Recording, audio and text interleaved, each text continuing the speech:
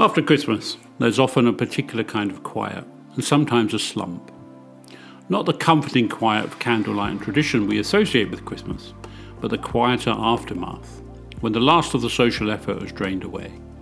The fridge is still full of leftovers, and your body feels like it's carried a little bit too much. Even when the festive period has been warm, there can be an emotional dip afterwards. If it's been difficult, the quiet can feel sharper, like relief mixed with sadness, or numbness mixed with exhaustion. And for many people, what lingers most is not the food, or the presents, or the television. It's the family. Not simply the people themselves, but the atmosphere, the roles, the old roles that reappear the moment you walk through the door. The way you can feel like a capable adult in your own life, then suddenly within minutes you're back in something much earlier. If that's you, I want you to hear this clearly. It does not mean you have failed. It does not mean you are weak. It does not undo all the work that you've done. Clinically, family systems are powerful for a very straightforward reason.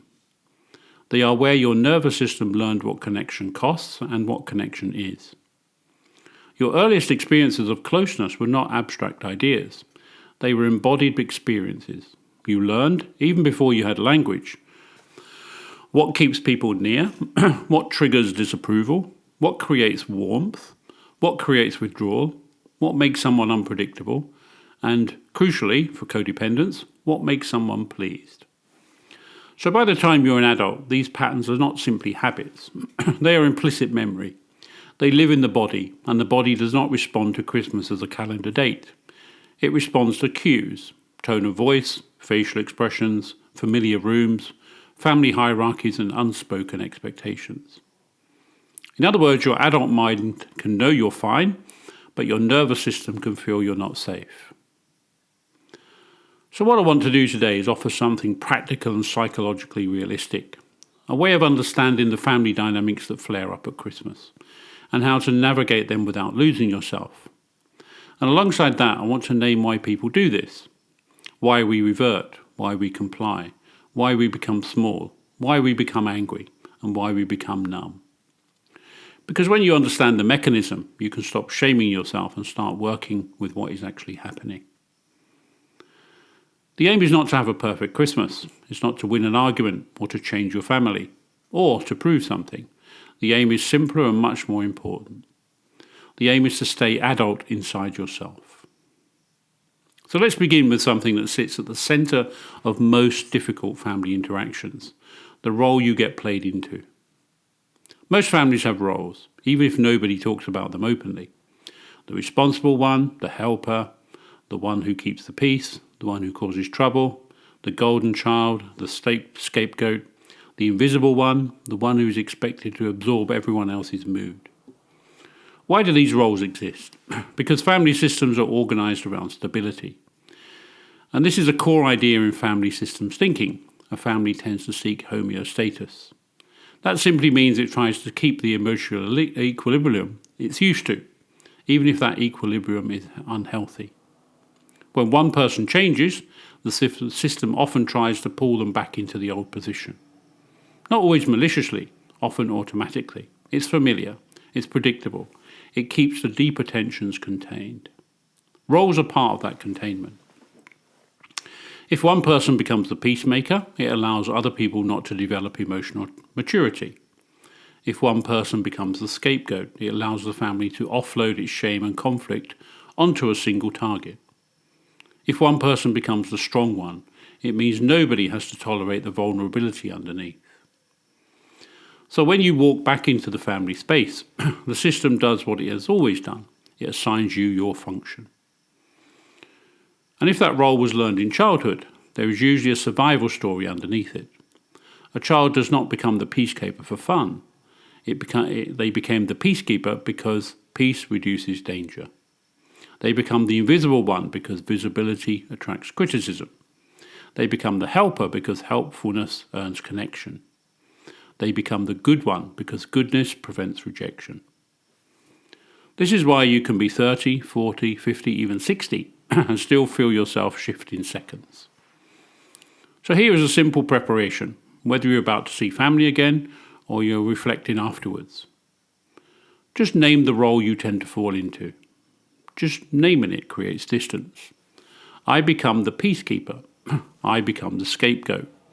I became the one who apologizes. I become the one who goes quiet.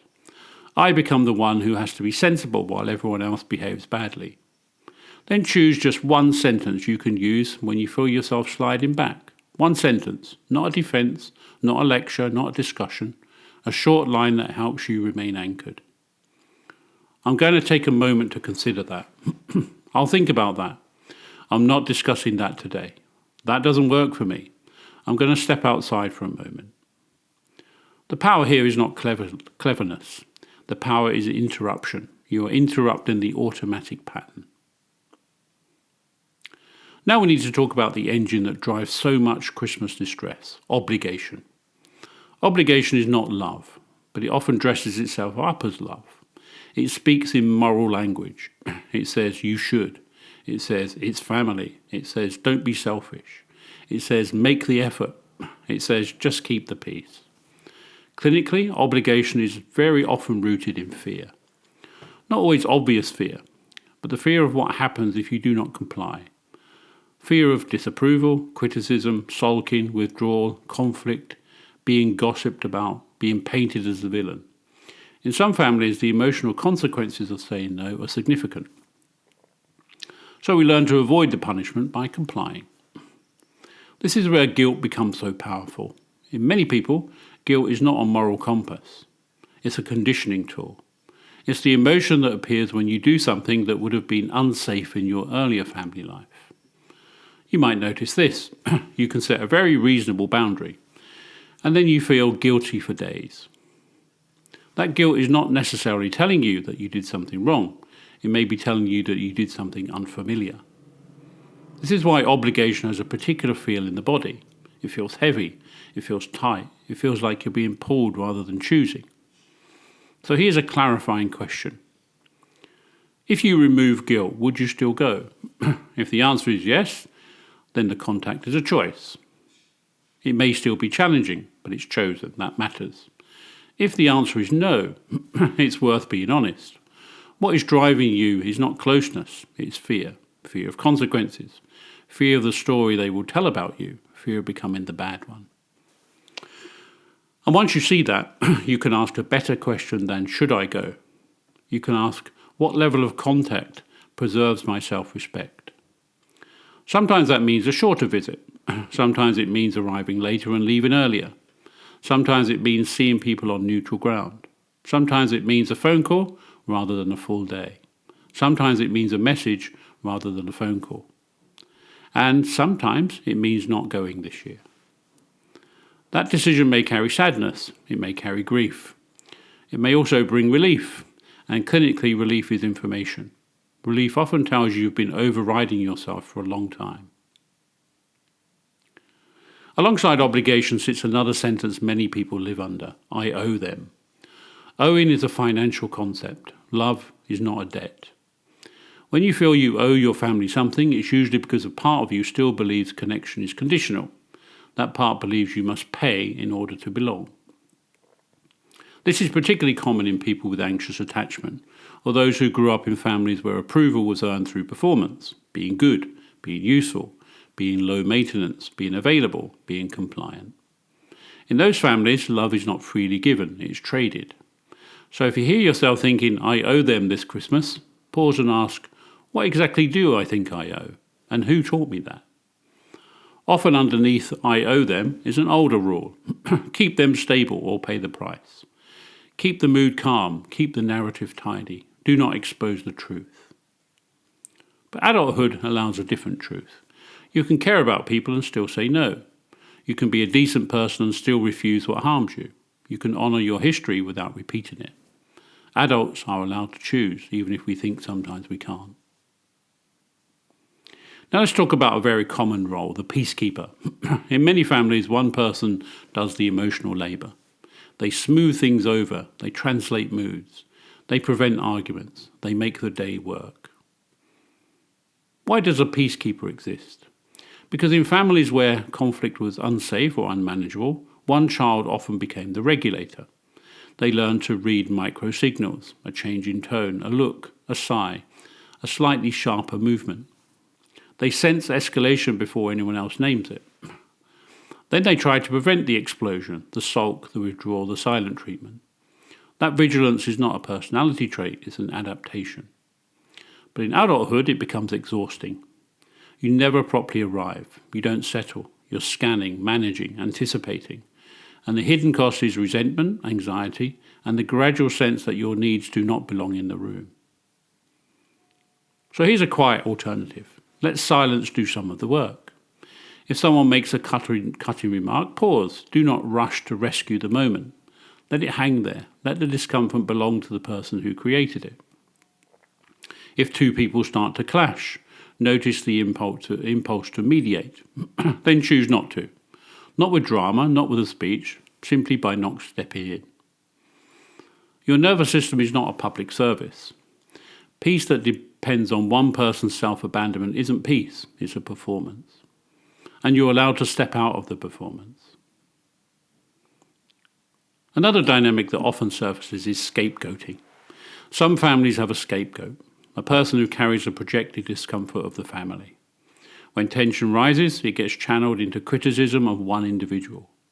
When shame is present, it is offloaded onto one person. When people feel powerless, they regain power by humiliating someone safe to target. And it's often disguised as humour and sarcasm. And if you're the butt of the jokes, you've spent many years doubting yourself. Am I too sensitive? Do I need to lighten up? Why do I always end up feeling small? Here's the reframe. You're not overly sensitive. You're responding appropriately to being diminished. Try this boundary. I'm not the joke today. Then stop talking. If they push, repeat it. I'm not the joke today. And move away. Change seats. Go to the kitchen. Step outside. Create physical distance. You do not need to prove they're unkind. You do not need to persuade the room. You simply stop participating in the tradition of you being reduced. Respect is not something you win by tolerating more. It's something you insist on by what you allow. Then we have the control disguised as concern. This is a person who offers advice as if it's their duty. They comment on what you eat, how you live, what you should do next, why your choices are wrong. And they often deliver it with a tone that makes it difficult to challenge because it's wrapped in, I'm only trying to help. Clinically, controlling behaviour is often anxiety management. If they can organise you, they can calm themselves. If they can correct you, they can feel safe. If they can define reality, they can avoid uncertainty. That doesn't make it acceptable, but it makes it comprehensible. Try this line with them. I'm not looking for advice, but thank you. If they continue, you can set a stronger boundary. Sorry, I'm not discussing it. Then shift your body. Stand up. Offer to help. Change seats. Speak to someone else. Take yourself out of the line of fire. Control feeds on engagement. Debate is nourishment to a controlling dynamic. The less you explain, the less fuel you provide. And notice what happens internally. When someone speaks to you as if you're a child, a part of you often feels like one. Your task is not to convince them you're an adult. Your task is to remain adult inside yourself regardless. We also need to name criticism because for many people, Christmas is not a safe environment. It's a place where criticism is normalized. Comments about your body, your weight, your relationship, your work, your finances, your life choices. Sometimes it's subtle, sometimes it's relentless. Why do families do this? Often because emotional intimacy is limited. Criticism becomes a substitute for closeness. It allows contact without vulnerability. If a family does not know how to say, I miss you, or I'm worried, or I feel powerless, it may reach instead for commentary and judgment. It's a crude way of regulating anxiety. If you're on the receiving end, you have three options, and you can choose based on safety. Option 1, name it calmly. Well, actually, that's quite personal. Option 2, redirect. Let's talk about something else. Option 3, end it. I'm sorry, I'm not staying in this conversation. Then move. What matters is that you do not internalize it.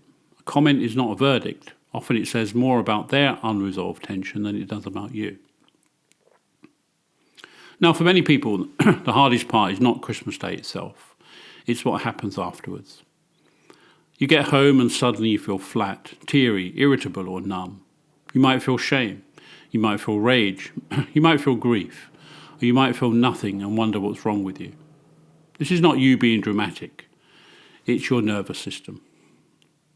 When you are in a stressful environment, your body shifts to survival states: fight, flight, freeze or fawn. Fight is irritation, argument, sharpness, defensiveness. Flight is restlessness, over-busyness, wanting to leave, distraction. Freeze is numbness, disconnection, fog, shutdown. And fawn is appeasing, over-agreeing, caretaking, making yourself smaller. Most people have a familiar pattern, and Christmas often triggers it. Then when you get home and safety returns, your nervous system releases. That's why the crash comes later. So if you experience this post-Christmas dip, start with the body. Do something that discharges tension physically: a walk, a shower, stretching, tidying, putting the house back in order. Something that moves you out of freeze and back into rhythm. Then give yourself one honest sentence and acknowledge that it was a lot. Then choose soothing that does not rely on numbing. Tea, an early night, a quiet film, music, journaling or silence. Recovery after family time is not weakness, it's maintenance. Now we come to the part many people whisper to themselves but they don't say aloud. What if I don't want to do Christmas this way? What if I want alternatives? What if I would rather be alone than be in a room where I disappear? For some people, being alone at Christmas is not a tragedy. It's a deliberate protective choice. A decision to step away from criticism, emotional labour, manipulation or coercive obligation. And it matters to say this plainly. Choosing solitude can be psychologically healthier than choosing contact that harms you. Our culture sells togetherness as a proof of worth. It implies that if you're alone, you've failed and there's something wrong with you.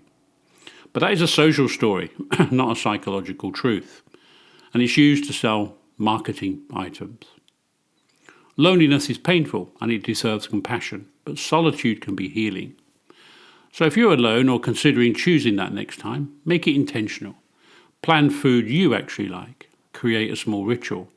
Go outside, even briefly. Speak to one safe person. Keep the day gentle rather than performative. You are allowed to opt out of a tradition that costs you your mental health. And choosing peace over performance can be one of the most adult decisions you'll ever make. Now, I want to bring this together into one core clinical truth. The biggest mistake people make at Christmas is thinking they have to change the entire family dynamic in one day. You don't. You only have to change your participation.